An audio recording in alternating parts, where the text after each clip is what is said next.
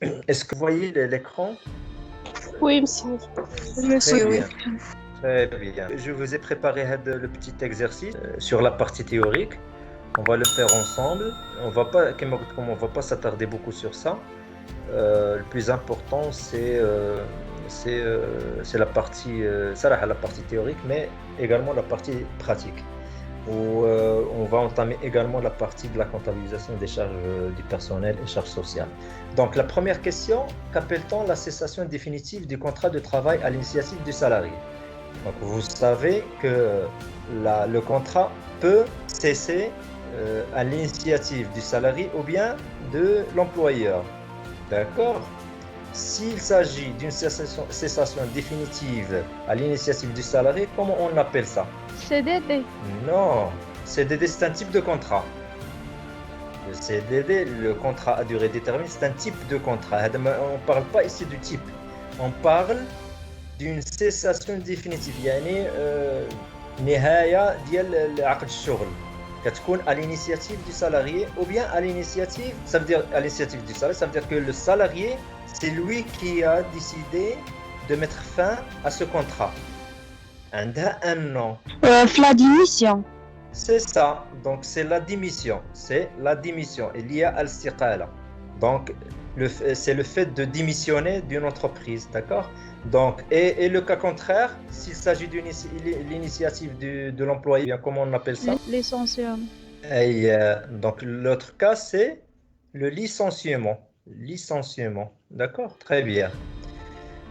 Deuxième question, dans quel cas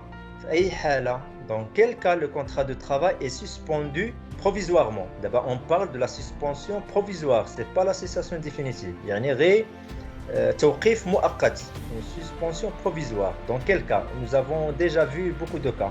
La maladie d'un salarié. C'est ça. Non. Pendant la période de maladie. Pour les femmes, donc c'est la période de l'accouchement, d'accord? Service militaire. Oui, très bien. Troisièmement, service militaire, d'accord? Accident de travail, etc. Très bien. Donc, il y a plusieurs cas où on parle d'une cessation ou bien d'une suspension provisoire. Ça veut dire que la relation entre l'employeur et l'employé, elle cesse au moment ou bien pendant la période. Troisième question, donnez-moi trois exemples des faits commis par l'employé, le salarié, considéré comme faute grave. L'absence non justifiée des salariés pour plus de 4 jours ou 8 demi-journées pendant une période de 12 mois. Très bien, très bien, très bien. Oui, demi-journée pendant une année. Deuxième cas. L'insulte grave. C'est ça, l'insulte grave. Oui. Le vol. L'agression corporelle. Très bien, l'agression corporelle, l'unf al-jasadi, d'accord? Il y a d'autres éléments. Il y a le refus de faire le travail, le refus délibéré, le refus délibéré d'exécuter une tâche ou là de faire un travail, de sa qualification, qui entre dans le cadre de sa qualification. À votre avis, comment on peut définir le travail?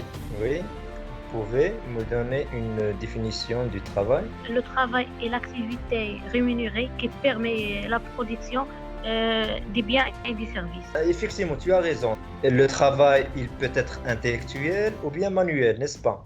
D'accord? Le travail intellectuel, par exemple, les enseignants, les avocats, d'accord? Ils font un travail intellectuel. Mais il y a d'autres types, par exemple menuisier, n'importe quel métier que vous connaissez. Très bien. La deuxième question, qu'est-ce que c'est que le droit du travail? On a vu que le droit du travail, c'est une branche du droit social. Il y a شعبة من القانون الاجتماعي, branche du droit social. Droit du travail régi par un ensemble de textes qui réglement les relations entre l'employeur et les salariés. C'est ça. Donc, c'est un ensemble de textes législatifs et réglementaires qui régissent ou bien qui réglementent les relations entre un employeur, المشغل, et un employé, المشغل. D'accord? ou bien l'agir. Oui, نقدر نعطي définition أخرى. bien sûr, bien sûr. Et l'ensemble des normes juridiques qui régissent les relations entre l'employé et l'employeur. Très bien, très bien. Le droit de travail, une branche du droit social. Le Donc, droit de c'est une branche du droit social, oui. et l'ensemble du nombre juridique.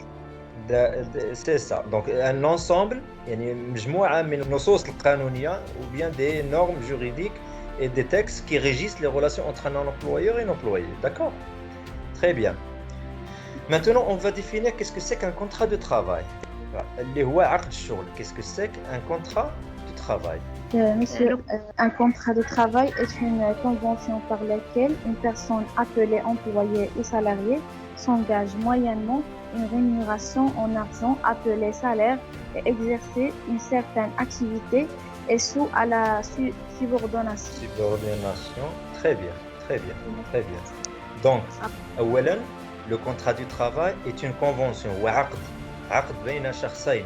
D'accord, c'est une convention par laquelle une personne appelée employé ou bien le salarié ou bien l'agir, il s'engage يتعهد يلتزم moyennant une rémunération يعني مقابل راتب, une rémunération en argent appelée salaire. La rémunération on l'appelle salaire, أجر, à exercer une certaine activité. On a dit l'activité que ça soit manuelle ou l'intellectuelle, d'accord, au profit et sous la subordination. يعني تحت الإشراف d'une autre personne appelée employeur. Très bien. Maintenant, quelles sont les sources du droit du travail? من أين استنبط القوانين الشغل؟ Les organisations internationales de travail, non? C'est ça, c'est l'OIT, l'Organisation internationale du travail, يعني المنظمة العالمية للشغل. Constitution, يعني الدستور. Très bien, donc le Dastur également. La déclaration universelle des droits de l'homme.